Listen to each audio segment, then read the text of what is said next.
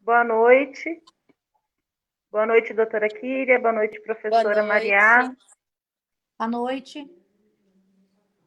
É um prazer recebê-las aqui, né? Duas parceiras que a rede tem.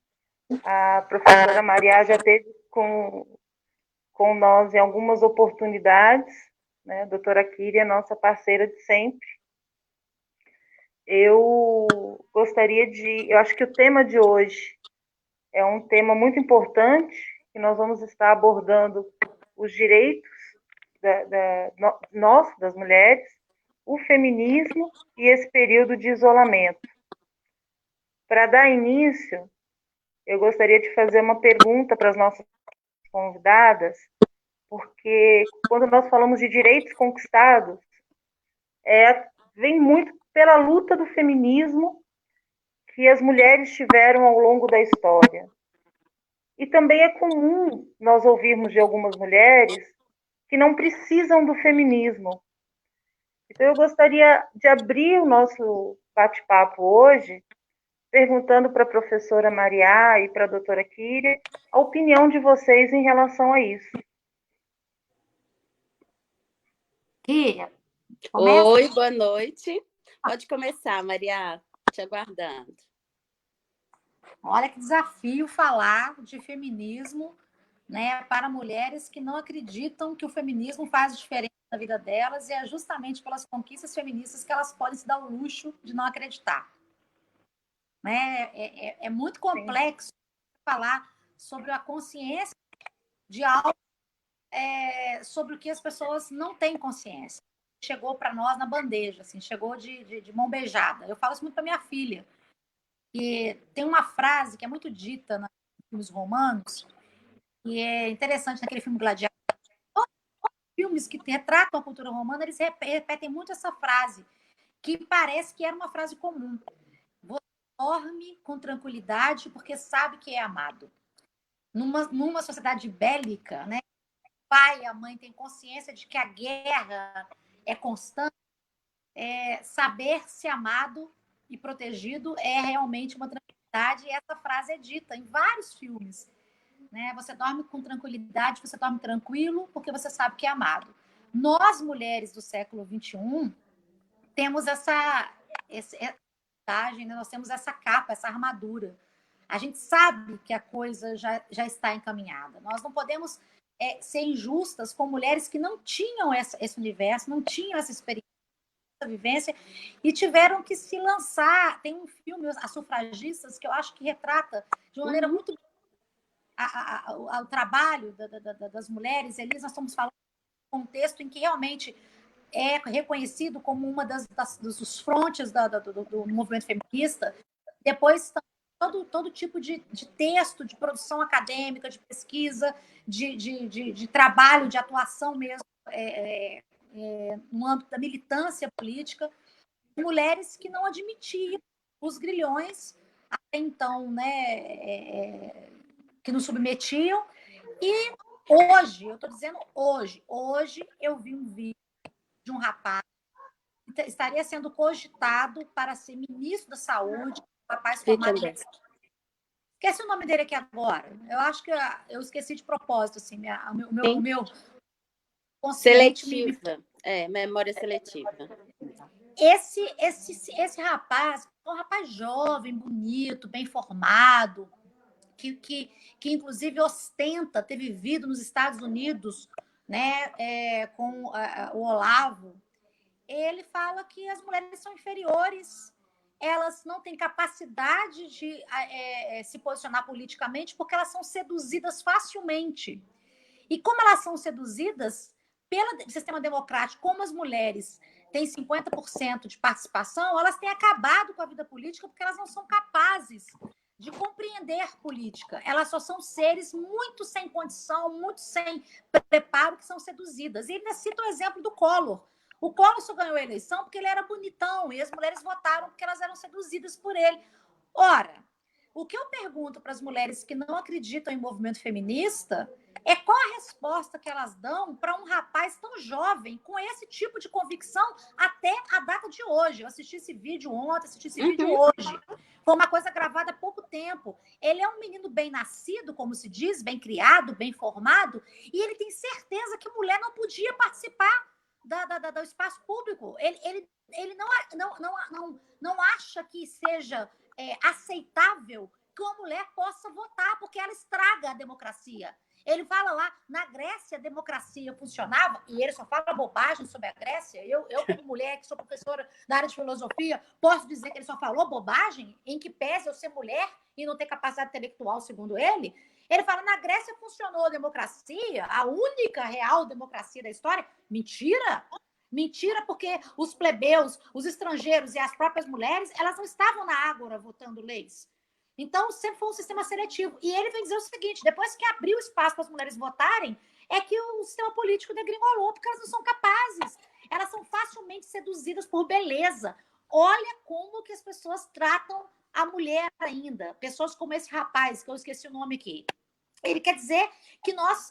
bom, segundo a tese dele, já que a tese dele é tão brilhante, quem deveria ter ganhado a eleição em 2018 não era o Bolsonaro, era o Haddad, porque o Haddad que é o gato da história, né? O bonitão. Ou até o Amoedo. O Amoedo é que é o equivale ao Fernando Collor de Mello. Mas esse menino, ele professa isso em pleno século XXI. O que eu pergunto para as minhas amigas, que não aceitam que o feminismo é, sim, um movimento de conquistas, se é que elas entendem o que é feminismo para poder julgar o feminismo, se elas sabem o que elas estão falando, e se elas têm convicção sobre o que elas estão falando, como é que ela justifica pessoas jovens ainda defenderem, né, essa posição de que mulheres não podem participar da vida política? Porque se eu sou incapaz de participar da vida política do meu país, com o meu voto, eu não sou capaz de nada. Isso é o mínimo que a pessoa pode fazer.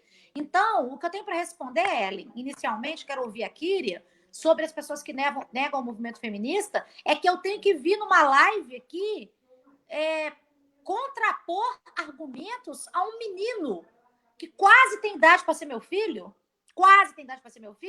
de que as mulheres são capazes de votar. Eu não pensei que eu precisasse falar disso mais. Eu pensei que isso era uma pauta vencida. Eu pensei que isso tinha ficado lá no final do século retrasado, início do século passado. E eu estou começando a minha vida, né, nesse novo século, tendo que explicar para minha filha porque tem um rapaz tem coragem de vir a público e falar isso sem se sentir minimamente constrangido, sem achar que vai ser punido, que vai ter reivindicação sobre a posição, a responsabilidade sobre o que ele fala, porque ele trata a mulher com tanto pouco caso que ele acha que ele pode dar o luxo de desfazer de uma mulher ou desfazer da condição feminina e passar incólume. Então, isso é a realidade que nós vivemos, é o dia a dia, nas mínimas coisas que a gente vive. A Kíria enfrenta isso na linha de frente, quando ela trata de violência contra a mulher. Eu enfrento isso na sala de aula, na sala dos professores, nos espaços públicos que eu estou, e que as pessoas ainda me tratam como se eu fosse, de alguma maneira, menos capaz do que os homens de terno que estão à minha volta. Esses sim que são capazes, inclusive, de pensar melhor do que eu, de se posicionar melhor do que eu. Bom, se eu acho que tá bom assim, eu vou esquecer que o feminismo é uma bandeira e vou meter qual que é o tipo de vida que eu quero para mim. Agora, se você não quer chamar isso de feminismo, você quer chamar isso de florismo, de qualquer coisa, dê o nome que for. O que eu quero saber da minha vida é que eu tenha direitos como qualquer pessoa, seja homem, seja mulher, idoso, criança, índio, negro, branco, caucasiano, europeu, brasileiro. Eu quero ter direitos iguais. Se tratar dos direitos das mulheres como direitos que sejam realmente iguais aos dos homens, não vai se chamar feminismo? Dê o nome que quiser, mas eu sinto na pele diariamente, eu dei um exemplo aqui, de pessoas que acham que eu sou inferior para ser mulher. Agora, se você quiser dar outro nome para isso, dê o nome que quiser, mas eu quero ter meus direitos resguardados. É isso. Olha, eu vejo essa situação por 2 pontos de vista. O primeiro, que é até um ponto de vista otimista, talvez a Maria concorde comigo, porque tem filha mais ou menos nessa idade da adolescência, é que quando nós rodamos aqui diversas cidades inclusive, assim, municípios muito simples, apenas com escolas públicas, população enorme de zona rural. Eu e a Ellen estivemos, né, felizmente, no ano passado, em pelo menos 3 desses locais. E aí, quando a gente conversa com meninas, adolescentes, mais ou menos aí da idade da sua filha, Maria, a gente vê o seguinte: elas sabem o que é feminismo. E elas lutam bravamente por isso. Eu mencionei aqui em outra live que eu, aos 13 anos, sempre tive essa postura combativa, sempre tive essa questão de questionar tudo, mas eu não sabia o que era feminismo. Aí a gente volta até a dizer da questão de discussão de gênero nas escolas, mas elas sabem. E quando eu vou falar para elas, eu normalmente faço a seguinte pergunta. Eu digo, né, do artigo 5º, inciso 1º, digo, olha, vocês sabiam que existe uma lei chamada Constituição Federal, etc., hierarquicamente superior, etc., que diz desde 88 que homens e mulheres são iguais em direitos e obrigações? Aí eu pergunto para vocês, vocês são iguais? Vocês têm o mesmo tratamento que seus colegas homens? Na rua, vocês acham que vocês também recebem o mesmo merecimento, têm os direitos respeitados que os seus colegas homens? E elas são unânimes em responder que não. Então, eu acho que vem vindo aí uma geração que tem mais conhecimento que a gente e está muito preparada para a luta. Isso é importantíssimo. Como eu disse, isso, de certo ponto, é uma parte otimista do debate. Eu as vejo muito preparadas para a luta, com um discurso que já leram autoras feministas, que sabem o que é isso, que sabem sobre a luta. O que eu vejo em relação à negação do feminismo é muito de pessoas que viveram uma outra época, que tem aquela romantização, é igual da atual imbecilidade de defender a ditadura militar e romantizar que não havia crimes na época. Então, é a mesma romantização que a mulher faz de que antigamente os casamentos duravam mais, antigamente as mulheres eram muito bem tratadas. Eu vejo essa negação do feminismo mais da nossa geração do que da geração que vem aí. Ponto positivo também. Só que até por experiência própria profissional, a negação do feminismo, ela vai até que você precise dele. E mesmo com todos os direitos que nós já temos garantidos, que, conforme a Maria mencionou, infelizmente nós estamos precisando reafirmá-los todos os dias, com toda a convicção, lutar, brigar, e na atual situação, daqui a pouco a gente vai ter que ir ao STF para dizer que somos iguais, para que o STF chancele isso. Olha, sim, as mulheres são iguais aos homens. Por mais que aconteça tudo isso, em algum momento elas precisam do feminismo. Eu já percebi isso em diversas situações. Muitas vezes precisam porque a filha se envolveu com algum problema de meios tecnológicos, pornografia digital, ou precisam porque sofrem violência doméstica que os tornou insustentável, ou porque alguém da família sofre, ou porque a filha vai sofrer. E aí, nesse momento, elas vão descobrir que existe uma delegacia, que existe uma rede de proteção, que existe necessidade de atendimento psicossocial. E aí, eu já vivi vários desses momentos. Você vê como que a pessoa, de fato, vivia uma negação romântica da situação das mulheres, não só no país, como no mundo. E aí a pessoa se vê, gente, mas isso acontece todo dia? Ou então, gente, mas não é normal acontecer esse tipo de coisa? Então, essa negação do feminismo, na minha opinião aqui, ela vem, então, de uma geração que é ou a nossa geração ou uma geração anterior, e a geração atual que está se formando, ela não nega esse feminismo. Eu entendo que, ao contrário, ela tem muito mais conhecimento disso do que nós tivemos à época. E essa negação do feminismo, ela vem também de grupos masculinos que têm característica própria, que, como a Maria disse, mencionei anteriormente, não me recordo em qual live, mas a gente falava o seguinte: como hoje as pessoas estão se sentindo à vontade para serem imbecis. Como esse rapaz. né? Então, a gente tem todo um sistema político internacional, mas brasileiro, que está dando plateia para essas pessoas. Então, a pessoa ter coragem de vir a público para dizer uma asneira dessas, sem ter nenhum tipo de conhecimento, ele faz isso porque ele tem público para isso. Ele tem quem o aplauda, ele tem quem entenda assim.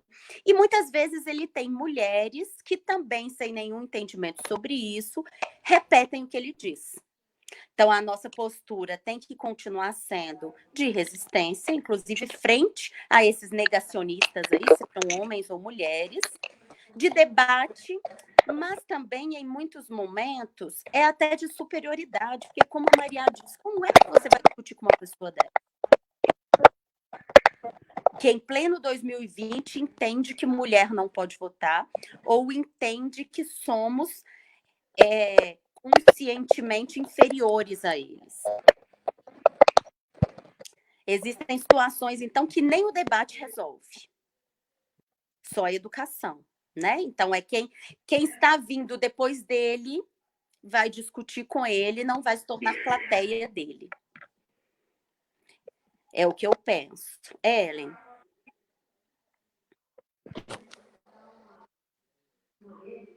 Ellen? Seu microfone está desligado. Acho que o áudio está desligado. O áudio está desligado. Ai, peraí. Aí, pronto, voltou. Ouviu? Eu queria ver com vocês como é que vocês enxergam e analisam essa questão dos direitos da mulher no isolamento. Como que está sendo a situação nossa? Porque nós estamos sendo atacadas de várias formas. A violência, estatisticamente, ela aumentou. A doutora Kíria pode dizer como que ela vê isso. E, Maria, as mulheres estão tendo uma sobrecarga agora, nesse período de isolamento. Né? Os direitos não estão sendo tão resguardados quanto deveriam. Eu queria que vocês falassem um pouquinho para nós dessas questões agora nesse período de isolamento. Na verdade, Ellen, se a gente for ver, as mulheres não estão tendo uma sobrecarga agora, né? Elas têm uma sobrecarga desde sempre. De dupla jornada de trabalho, de tripla jornada de trabalho, de se entender que o trabalho que sabemos executar naturalmente é o trabalho doméstico. Então, mesmo que a mulher trabalhe fora, ela tem que voltar e cuidar de todos os afazeres da casa, dos afazeres relativos a filhos. Então, como nós estamos em um período que as pessoas estão ficando mais em casa, a sobrecarga de alguém que já era sobrecarregado está aumentando. É o que está acontecendo. Então, assim, ela não está tendo uma sobrecarga agora, né? Nós estamos apenas concentrando todo o trabalho na mulher, como já acontecia anteriormente, mas anteriormente talvez ela saiu para trabalhar fora, ela recebia uma ajudante e agora ela não está recebendo. Eu acho que o que está acontecendo é de se exasperar a diferença que existia, não é de se criar uma diferença e uma sobrecarga agora. Maria? Eu acho que ela potencializa, né, nesse momento. Maria? Está nos ouvindo? Vocês estão me ouvindo? Porque a minha internet está muito ruim e eu acabei caindo. Mas agora a gente já está te ouvindo. Qual que foi a pergunta, Ellen? Porque eu voltei aqui e já estava expondo. Porque assim, o aumento, né, hoje potencializa essa questão da sobrecarga nas mulheres, no período de isolamento. Nós sabemos que a enfermagem, por exemplo, a saúde, por exemplo, está nessa linha de frente. Os direitos estão sendo resguardados dessas mulheres?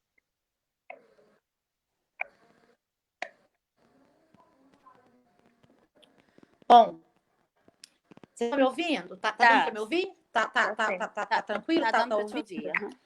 Olha, me parece que assim o que aconteceu, né, nas últimas décadas, eu digo assim, nas últimas 2, 3 décadas, foi uma sobrecarga de deveres, né, e uma necessidade de limitação dos nossos direitos para poder criar uma pseudo-igualdade com o universo masculino.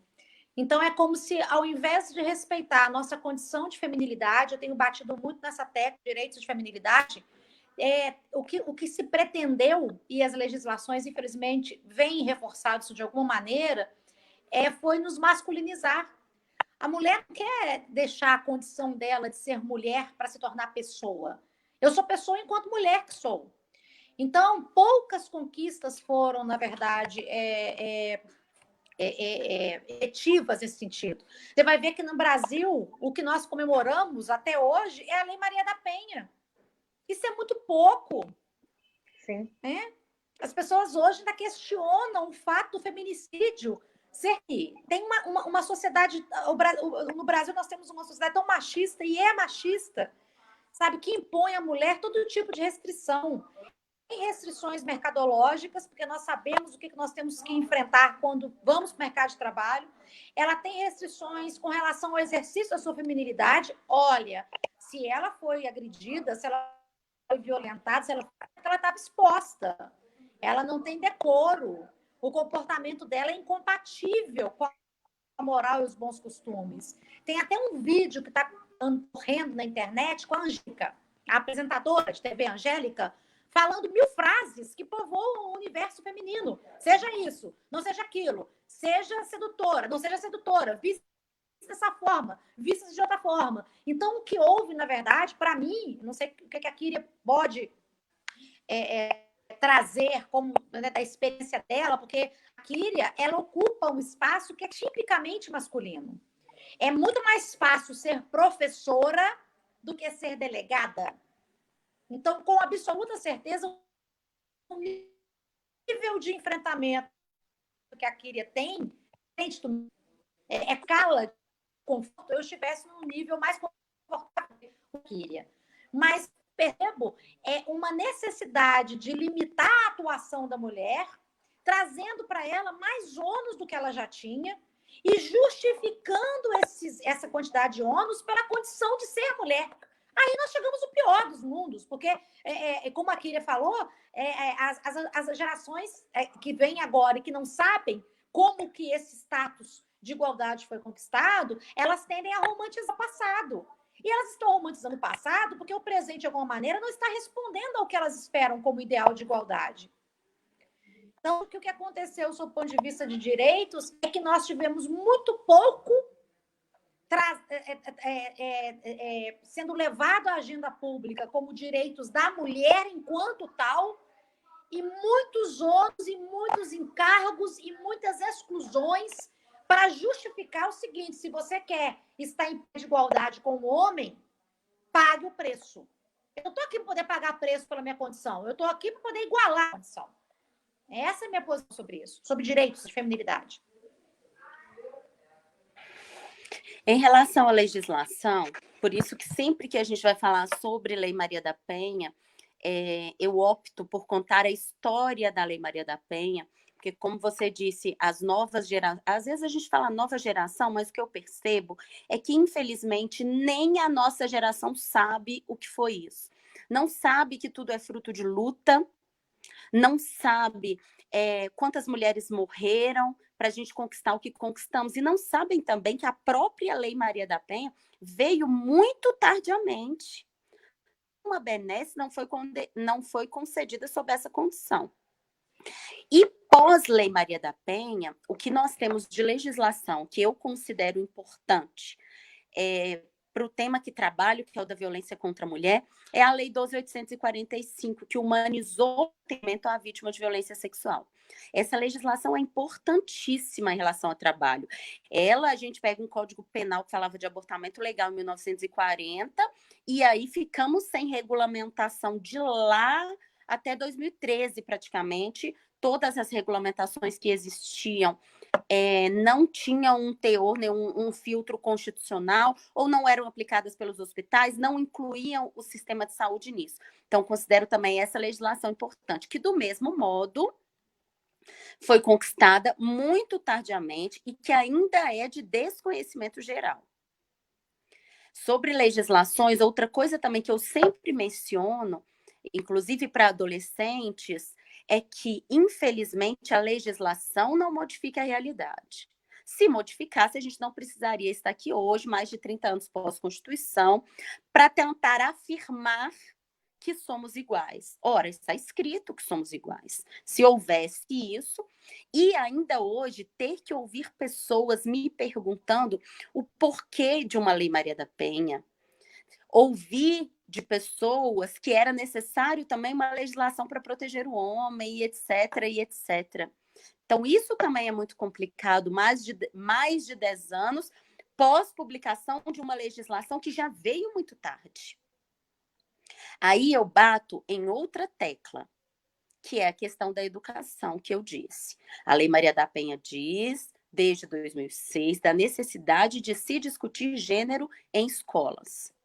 E aí a gente encontra imbecis, porque o nome só pode ser esse, como que a Maria mencionou aqui no início da live, que ainda acreditam que o que existe é uma ideologia de gênero, isso não pode ser discutido. E aí a gente não discute sobre questões sexuais, inclusive para proteção de crianças e adolescentes, a gente não discute sobre gênero, e aí a pessoa chega aos 30 e poucos anos e diz que não entende por que as mulheres são tratadas de modo diferente pela legislação, por que precisamos de uma legislação especial. Então, além de toda a nossa luta, a minha principalmente, que é no sentido mais ostensivo e pós-fato, nós precisamos de uma luta que venha anteriormente a isso. Essa luta só vai se dar através da educação. E tem que começar desde cedo. Tem que passar também, obviamente, pela Faculdade de Direito, para formar profissionais que entendam isso, profissionais que estejam adequados a um atendimento humanizado. Há pouco tempo também alguém me perguntou em uma live, não me recordo se foi você, Ellen, sobre se eu entendo que o judiciário está sensível a isso, a essa causa. Claro que não está. Mas quais profissionais nós estamos formando? Quando a pessoa me diz também, veja, eu fui à delegacia, fui atendido, quando a pessoa me faz essa reclamação, fui atendido por um profissional que se revelou machista, que promoveu um pré-julgamento sobre mim, etc, etc. Eu digo, se só a polícia fosse um local de repetição de comportamentos machistas, estava mais fácil, porque a gente saberia onde modificar. Mas, infelizmente, a polícia é um reflexo da sociedade, assim como o judiciário, assim como o Ministério Público. Então, é até uma reflexão interessante, porque quando você pensa, por que é que nós temos todo um sistema jurídico penal não sensível? Eu não gosto nem de dizer sensível, porque quando a gente fala de sensibilidade, sendo mulher, as pessoas sempre entendem isso como solidariedade, como bondade. Então, eu nem gosto desse termo sensível, não. Eu estou usando porque foi a pergunta que me fizeram. Eu gosto mais do termo capacitado, né? Porque quando a gente fala de técnica e de trabalho, a gente tem que dizer se o sujeito é ou não capacitado. E quando você pega todo um sistema jurídico penal em que os seus servidores não são capacitados para lidar com a violência de gênero, existe algo muito errado aí. E esse algo errado, infelizmente, não está só na polícia. Porque se estivesse, talvez fosse mais fácil de ser modificado, né? Isso está em todos os locais, eu que lido com isso, que trabalho em rede, percebo. Falta essa capacitação. E isso tem que vir lá da escola de direito. E anteriormente da escola de direito, isso tem que vir lá da escola que antigamente chamávamos de secundária. Tem que começar a discutir gênero. Tem que começar a entender o porquê de se discutir gênero, quais são essas estatísticas, quais foram os direitos conquistados, quais são, inclusive, as escritoras feministas e femininas, quais são, inclusive, as líderes que a história todos os dias esconde, nos esconde. Isso tinha que começar aí. As instituições são reflexos da sociedade. E as instituições, principalmente do sistema jurídico penal, é isso que nós estamos vendo. Não tem capacitação para lidar com a violência de gênero. Ellen. Oi. É que travou aqui para mim. Nesse momento de isolamento, a violência ela tem aumentado. Muito porque o agressor convive com a vítima, né, mais intensamente. Como que vocês estão vendo essa questão do aumento da violência no período do isolamento? Você quer falar, Maria, primeiro? Não, Kíria, você, porque você é expert nesse assunto, você, como você disse, você está no pós-facto, você está na linha de frente do negócio, né? Eu quero te ouvir primeiro. Olha, eu tenho dito muito isso. Primeiro que toda vez que alguém me fala sobre aumento de violência contra a mulher, seja ela violência doméstica, familiar, física, psicológica, seja violência sexual, falamos sobre isso ontem, né? Relembrando aí o 18 de maio, importantíssimo. Eu digo que ainda é subestimado. Todos os dados são subestimados. Então, às vezes, como ontem a jornalista Gilmar me falou, os dados são estarrecedores. Eu digo, são, e ainda são subestimados. A realidade é muito maior do que esses dados. Então, quando nós dizemos que a violência contra a mulher está aumentando, ou as pessoas usam para dizer isso dados, né? Dados, por exemplo, de denúncias no 80, ainda não correspondem à realidade. Então, pensar num aumento, a gente não pensa que ontem, no campo dos fatos, havia 50 situações de violência e hoje há 60. Não. No campo dos fatos, há uma quantidade que a gente não consegue mensurar ainda de violências, e ontem 50 procuraram ajuda, hoje 60 vão procurar. A gente ainda não consegue bater esses dados. Mas, ao mesmo tempo, eu posso dizer que eu entendo que o que está acontecendo é que a progressão do ciclo de violência doméstica, ela está se antecipando. E a violência mais grave, que talvez ocorreria daqui 6 meses, 1 ano, já está acontecendo.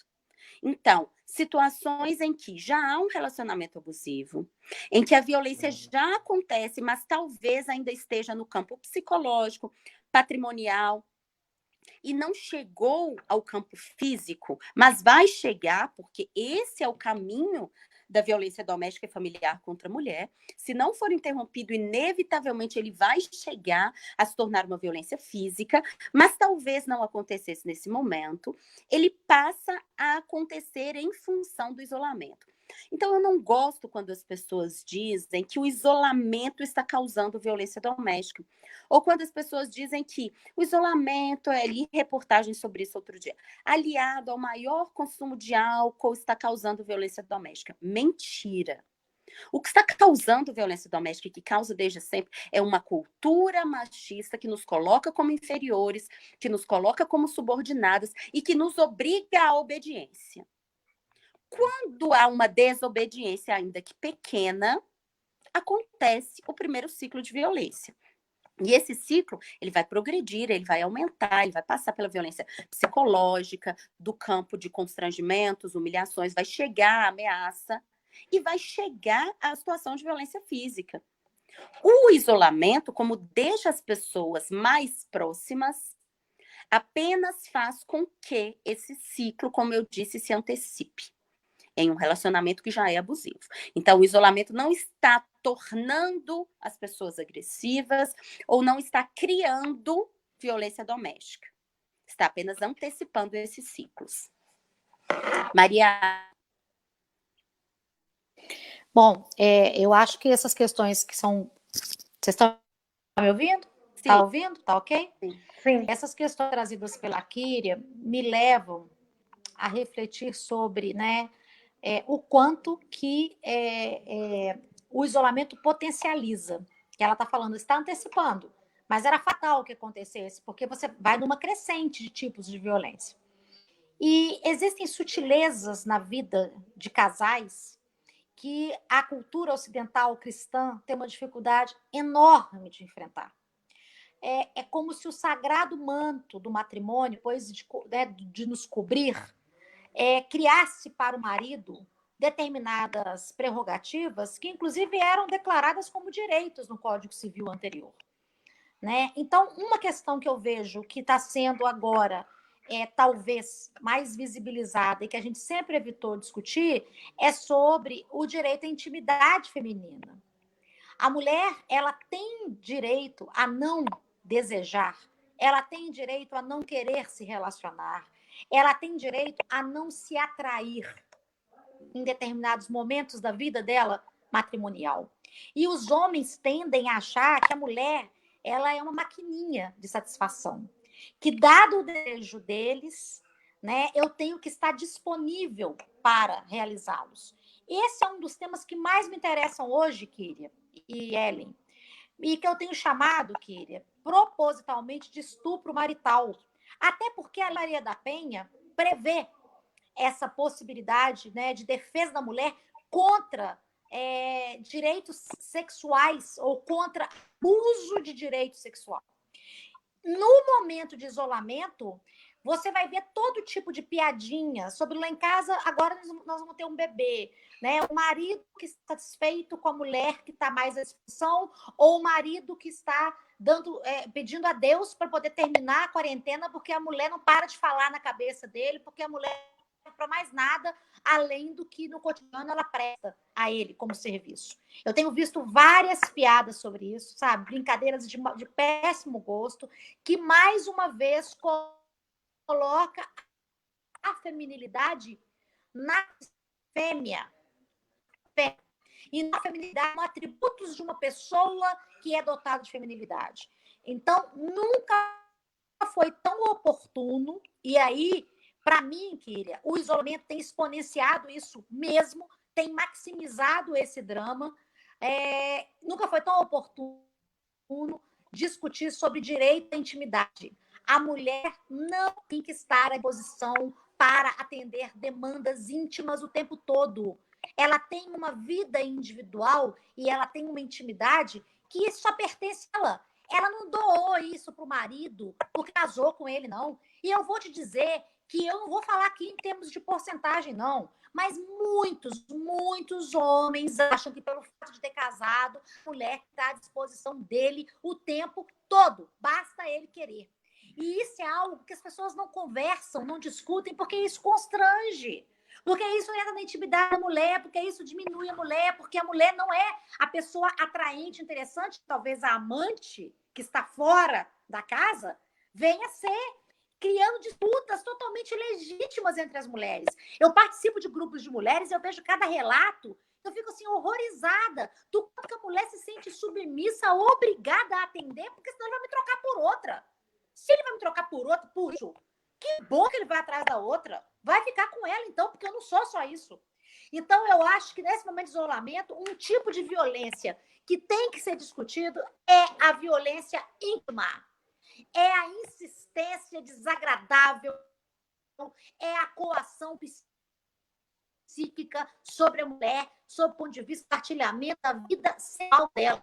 Nós temos que parar de fingir que isso não existe. Nós temos que parar de fingir que famílias felizes funcionam segundo o comando do macho.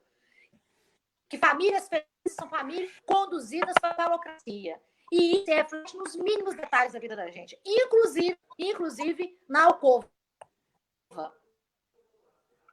Qual mulher vai dizer assim, não, quando me respeita, ele só se encontra comigo e quando eu desejo.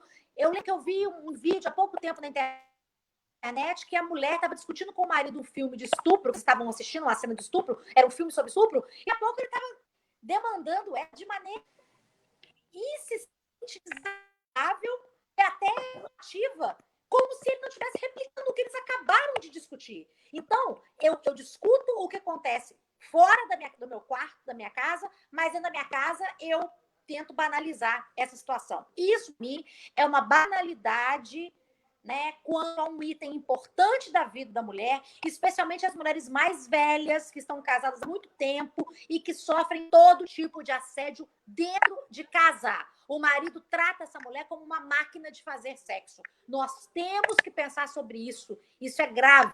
Violência não é espancar, bater, agredir fisicamente, expor publicamente, não. Mas refinadíssimas de violência que nós enfrentamos e que são inconfessas. Nós temos que começar a enfrentar essas também. Olha, Maria, eu acho para mim aqui que você iluminou o debate com essas ponderações, sabe? Fantásticas. Acho que isso já tem que ter sido discutido há muito tempo. E aí, quando a gente pega o gancho no que você falou no início da live, o que você está falando agora, e quando eu sempre digo para as adolescentes e para as mulheres que me ouvem, eu digo assim, por que que nós temos que ocupar um espaço desde que nascemos? Nós temos uma forma de bolo para se encaixar. Se você sair dela, você vai sofrer todo tipo de julgamento. E aí, veja, eu não sei se que triste ou qual seria o termo para pensar. Veja que sujeitos somos. O indivíduo acha que ele é o sedutor e nós somos o objeto que está não só disponível, como com vontade e desejo de ser seduzido todo. No que você mencionou aí do vídeo que você assistiu hoje.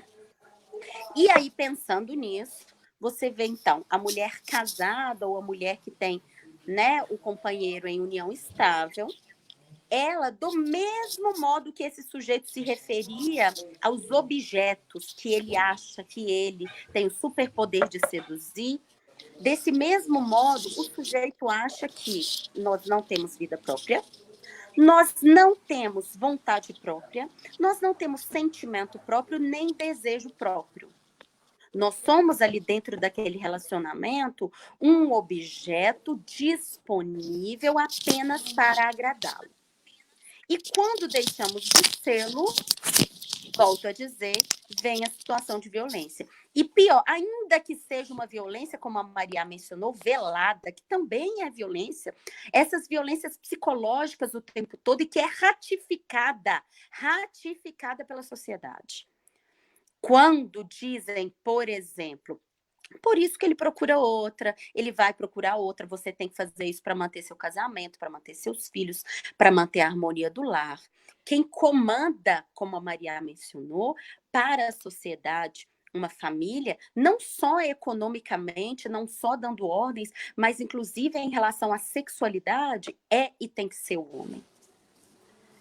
E o pior, como eu digo, é a sociedade ratificar isso o tempo todo. Porque a maior dificuldade, quando eu lido com uma situação de violência, é fazer com que a própria pessoa perceba que aquilo é uma violência. E a violência contra a mulher, ela tem essa peculiaridade. Como nós temos uma cultura que a fundamenta, a pessoa não percebe que isso é uma violência.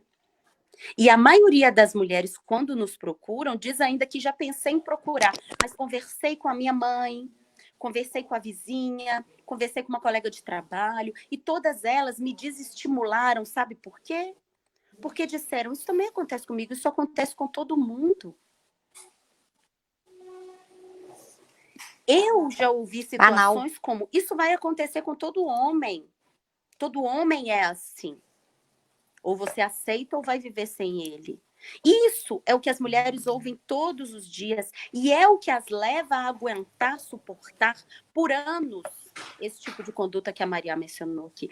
Tem que ser dito sim, tem que ser gritado, tem que ser discutido, tem que se refletir e mais, tem que se rebelar contra isso.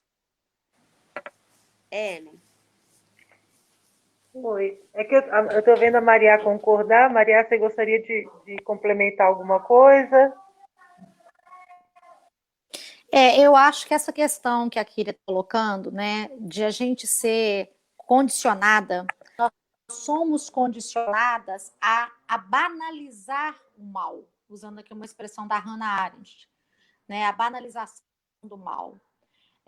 Se você é troca de marido, você só vai trocar de CPF e endereço, mas os homens são assim. E as mulheres, elas têm que suportar, elas são talhadas para suportar. Então, antes com ele do que sozinha, do que solteirona, do que viúva, do que desamparada.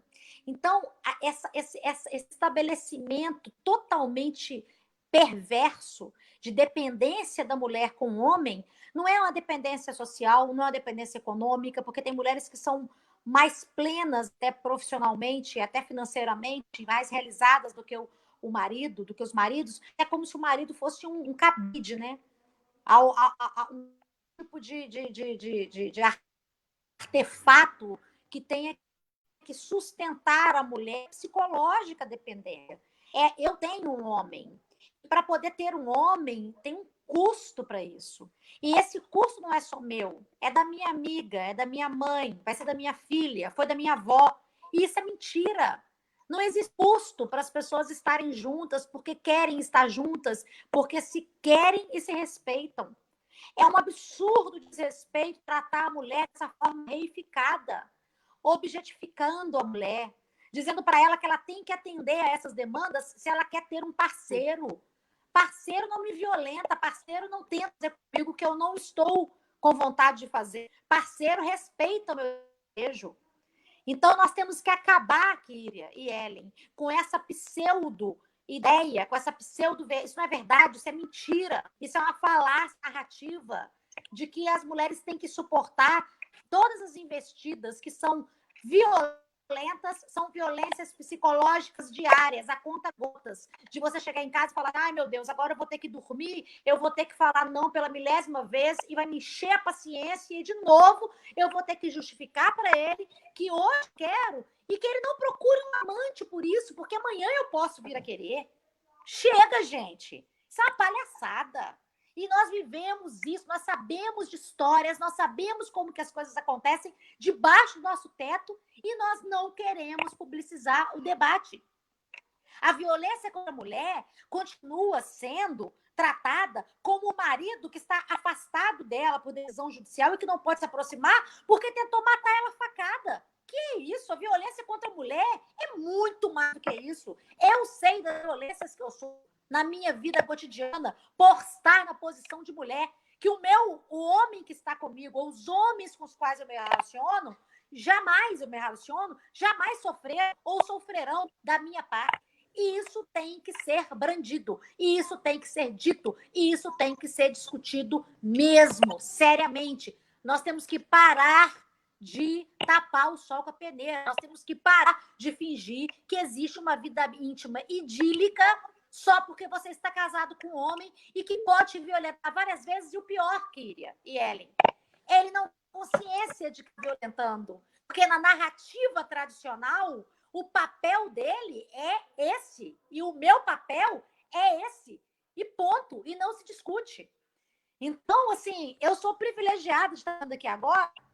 Provavelmente meu marido está assistindo, porque eu não estou em Belo Horizonte, eu estou com a minha mãe no interior, por isso que até que a internet aqui está muito ruim, e ele falou comigo que ele ia assistir. E eu só tenho liberdade de falar disso com vocês aqui publicamente, porque eu tenho um marido que entende a minha posição e sabe o que eu penso sobre isso e respeita. Mas eu posso dizer para você que a maioria das minhas amigas, inclusive mulheres da academia, mulheres da área jurídica, mulheres que são autoridades, como a Kíria, não têm essa liberdade de manifestação nem debaixo do próprio teto.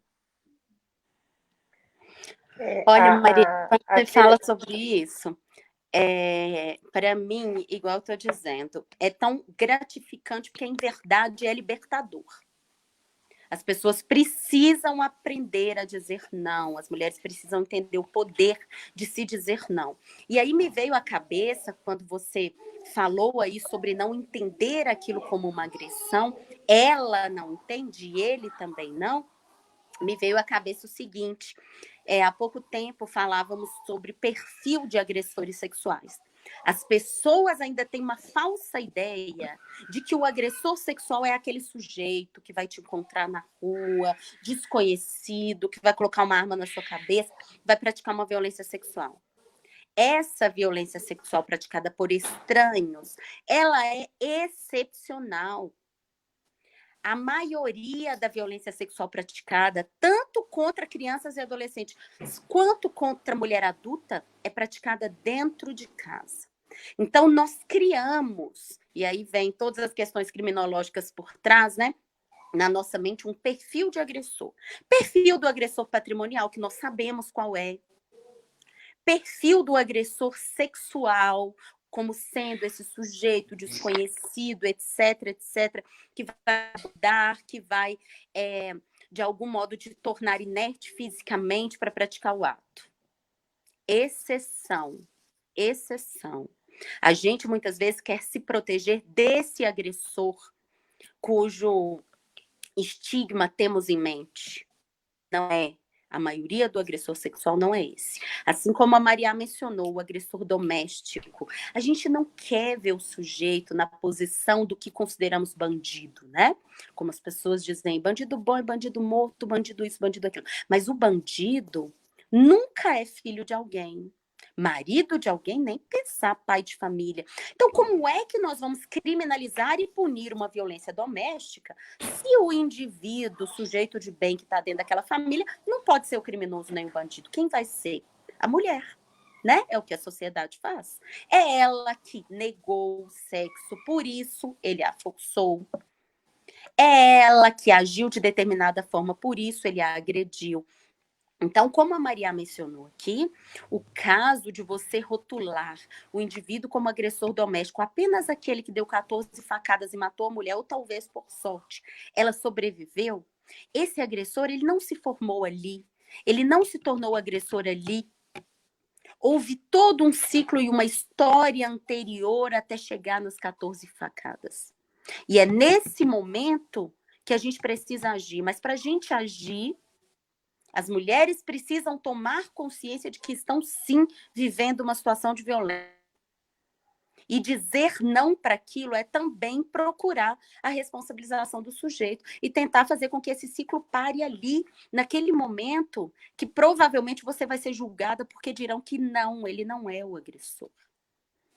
Ele é apenas um pai de família. Mas todos os dias ele força uma relação sexual. Então a gente precisa, sim, falar sobre isso, parar para pensar sobre isso, principalmente as mulheres. Oi, Ellen. Maria, Kíria, a gente precisa pegar bem no que a Maria comentou, né? A violência contra a mulher não está só no âmbito de dentro de casa, e a doutora Kíria também fala muito isso. No final do ano passado, Maria, nós começamos um projeto aqui de capacitação para as candidatas. E aí fomos questionadas, né, Kíria, por que a rede de enfrentamento à violência contra a mulher fazendo uma capacitação para mulheres candidatas, que vem agora para o pleito, né, desse ano. Mas porque nós enxergamos que também é um ambiente em que elas sofrem violência. Né? A mulher sofre violência em todos os espaços. Então, nós também tivemos esse cuidado. E nós estamos aí desenvolvendo esse trabalho. São várias cidades que participam, várias mulheres de várias cidades, e que vem se desenvolvendo de uma forma muito bacana. Nós conquistamos muitos direitos até aqui. A própria Lei Maria da Penha foi um grande ganho que nós tivemos, mas foi um ganho, como a doutora Kíria falou, através de muita luta. Né? Ela não caiu do nada para nós. E nós precisamos avançar muito ainda. Tem muitos direitos ainda que precisamos conquistar e as mulheres precisam conhecer e entender da importância desses direitos. Eu queria, nós já estamos encaminhando agora para o final da nossa live, eu queria que vocês falassem um pouco disso, né? De tudo que nós caminhamos até aqui e quanto que nós precisamos avançar. Um pouco antes disso, eu só queria fazer uma pergunta para Maria. Quando a gente falou aqui sobre a responsabilidade da escola e do ensino do direito nas questões relacionadas ao feminismo, eu queria te perguntar como é que você hoje, enquanto professora da Faculdade de Direito da UFMG, vê essa conquista? Eu penso assim, eu formei há mais de 10 anos E a gente já tinha alguns poucos grupos feministas à época, já tínhamos pequenas discussões sobre isso, mas a gente não tinha uma discussão geral sobre isso não era incluído na dogmática, apenas grupos paralelos, vamos dizer assim, falando sobre isso. Ou seja, os profissionais ainda saíam sem a capacitação que nós mencionamos aqui, que é necessária para qualquer cargo que ele vá ocupar hoje no mundo jurídico. Como é que você vê isso hoje, Maria? Você me dá uma luz de que isso melhorou? Kira, a faculdade de Direito ainda é um ambiente extremamente machista e de uma naturalização do machismo pelas próprias mulheres. Eu vejo mulheres muito machistas na nossa área. Mulheres que têm dificuldade de promover outras mulheres. Mulheres que preferem parceria com os homens. Mulheres que são incapazes de pensar num projeto para trazer mulheres para trabalharem juntas e qualquer tipo de atividade, e sob o falso argumento de que homens e mulheres são iguais. Então, por que eu tenho que prestigiar mulheres se nós somos iguais? Sempre prestigiando homens. Eu acho que as mulheres do meio jurídico, muitas mulheres elas têm uma relação muito enviada, muito mal resolvida com o poder. Elas ainda tratam o poder como uma atitude, uma energia, uma potência eminentemente masculina. Há pouco tempo atrás, agora, há poucos dias, teve uma proposta de concurso lá na Faculdade de Direito para alguma coisa. E eu propus que esse concurso ele fosse encaminhado no sentido de prestigiar uma mulher, tratar-lhes do que foi. E eu simplesmente fui desconsiderada ao propor isso. As pessoas continuaram discutindo como se o perfil que merecesse homenagem fosse um perfil X, que sempre foi esse perfil a ser homenageado, e o perfil que eu propus, que era uma mulher, simplesmente uma pessoa ou outra concordou, mas no final eu não tive nem resposta por que foi escolhido o masculino e não o feminino. E eu tinha razões para propor o feminino, porque nunca tinha sido homenageado.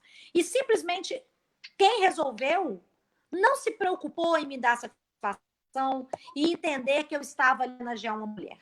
Então, é um perfil, sim. No movimento estudantil, isso está muito melhor, Kíria. O CAAP hoje tem presidência feminina, o CAAP da Faculdade da UFMG tem já vários anos, sucessivamente, contando com lideranças femininas, mas no plano da pesquisa, da docência, da gestão, eu ainda vejo assim, uma banalização imensa da desigualdade de gênero, fingindo que isso é mimimi meu, isso é algo que eu estou querendo criar realmente, ou quiçá que isso é agenda política minha, porque eu tenho pretensões políticas, e vocês sabem disso, e eu nunca escondi. A Kíria, inclusive, eu compartilhei com você desde o primeiro momento as minhas pretensões, como se eu quisesse forçar uma barra, como se eu estivesse vendo problema, coisa onde não tem.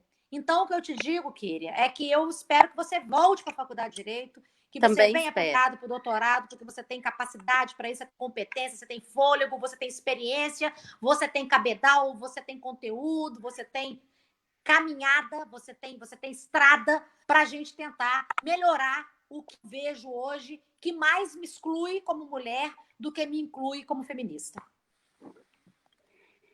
Muito obrigada, Maria. A honra será minha. Tenho certeza que a gente vai se encontrar aí para essa luta. Eu penso, por exemplo, na minha época, vamos dizer, eu formei em 2007, né? Então, a Lei Maria da Penha de 2006, mas ainda tive a oportunidade de estudá-la naquelas matérias optativas. Mas hoje o que eu penso dentro do próprio direito penal, não teria que estar incluída a violência de gênero? Não teria que estudar ali feminismo, estatísticas, como surgiu a especialização da violência, tendo a mulher como vítima, como surgiu a Lei Maria da Penha, tudo isso. Isso deveria estar dentro da dogmática de direito penal, em minha concepção, dada a sua importância. E como eu disse, independentemente do cargo, que o sujeito vá operar o direito, hoje isso é absolutamente necessário. Trata-se não de uma sensibilização, mas de uma capacitação. Gostaria muito que isso posteriormente, né, pudesse ser tido como óbvio para todos aí. A gente ainda vai entrar nessa discussão. E aí, desde já, depois vou passar para a Maria se despedir. Queria dizer que é muito orgulho dividir essa mesa virtual com você, Maria, que eu super admiro. Ídola, vamos nos encontrar, espero, muito em breve aí na UFMG. Como eu disse, a honra é sempre minha. E vamos nos encontrar em outras mesas aí, estou sempre à disposição. Quero desde já, eu ia já te fazer esse convite, até mencionei, né, anteriormente aqui a entrada no ar para a gente falar sobre isso, talvez até via CAAP, mas eu já ia te convidar para discutirmos especificamente violência sexual. E aí você trouxe esse tema na live, então já fica esse convite. Vamos pensar nisso novamente, um prazer. Muito obrigada, viu?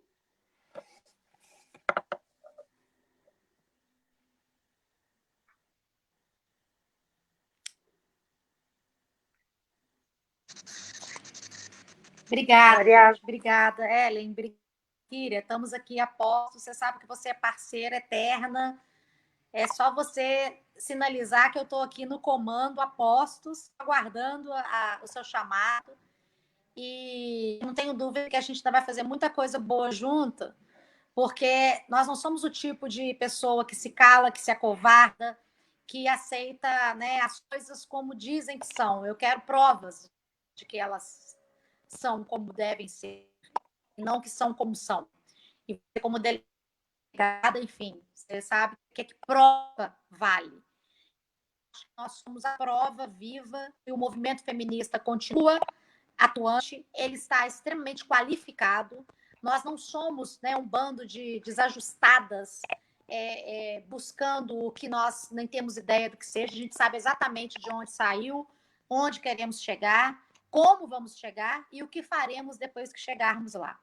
E nós estamos juntas e a rede de mulheres é a prova de que a coisa nunca esteve tão viva. Então, para aquelas que pensam que feminismo acabou ou que nunca existiu, ele só está começando nesse século, que é um feminismo renovado, é um feminismo de mulheres muito conscientes das suas competências, muito mais preparadas do que a maioria dos homens que estão no mercado de trabalho hoje, arrotando autoridade, arrotando domínio e controle, e nós estamos aos poucos conquistando com muita competência, com muito trabalho, com muito vigor os nossos espaços, e o resultado disso, Kíria e Ellen, é que as nossas filhas vão viver melhor do que nós vivemos. Então, isso, para mim, já basta para poder justificar por que eu sou feminista. Porque eu coloquei uma mulher, que é a Bárbara, minha filha. Eu quero que ela viva melhor do que eu vivi e que ela não tenha que se ocupar de tanta bobagem, de tanta covardia, de tanta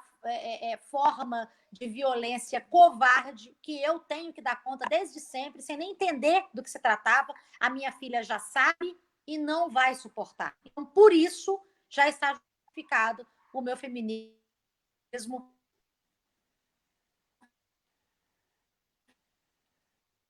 e a luta pelos direitos de feminilidade.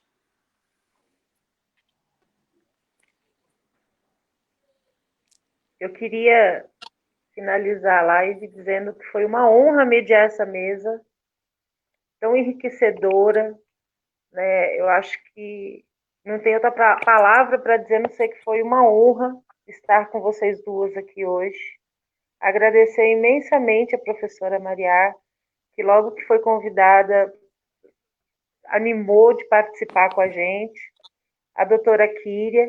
Espero que esse período de pandemia passe logo e que nós nos reencontramos em eventos presenciais. É sempre uma honra a companhia das duas. Agradecer demais e agradecer todo mundo que acompanhou a live com a gente e já fazer o convite, né? O nosso próximo tema que a rede vai estar abordando é o atendimento humanizado à vítima de violência sexual. E aí nós vamos estar divulgando ainda, mas acredito que semana que vem a gente já vai ter essa nova live aí, para a gente estar podendo debater. Muito obrigada, Uma boa noite, doutora Obrigada, Kíria. gente. Uma Boa boa noite, noite, Maria. Maria. Viu? Boa noite a todos que acompanharam a gente. Muito obrigada mais uma vez.